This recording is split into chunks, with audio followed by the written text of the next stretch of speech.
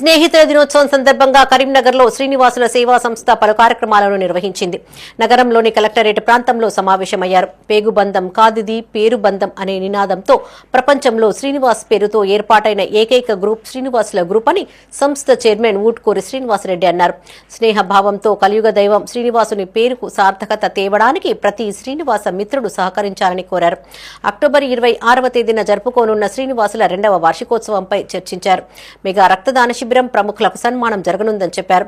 ఈ కార్యక్రమంలో దూస శ్రీనివాస్, ఇజ్జగిరి శ్రీనివాస్, పెద్ది శ్రీనివాస్, చొక్కారపు శ్రీనివాస్, నార్ల శ్రీనివాస్, మ్యాన శ్రీనివాస్ పాల్గొన్నారు.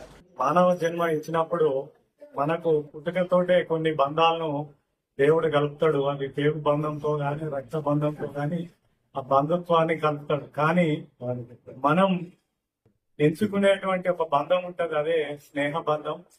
చాలా స్నేహ బంధాన్ని మనమే కలుపుకుంటాం.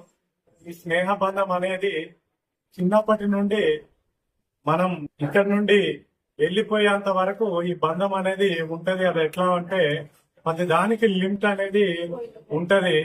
బైక్ స్పీడ్ లిమిట్, బిల్డింగ్ కు హైట్ లిమిట్, జాబ్ కు ఏజ్ లిమిట్, బట్ ఫ్రెండ్షిప్ కు నో లిమిట్ ఉంటది.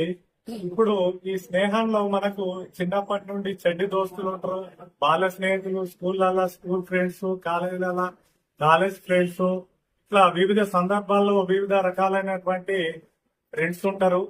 కానీ చరిత్రలో మొట్టమొదటిసారి ఒకే పేరుతో గల వ్యక్తులందరూ ఒక స్నేహ గ్రూప్ గా ఏర్పడి ఒక జట్టుగా కలిసి ఏర్పడినటువంటి గ్రూప్ ఏదన్నా చరిత్రలో ఉన్నది అంటే అది శ్రీనివాస్.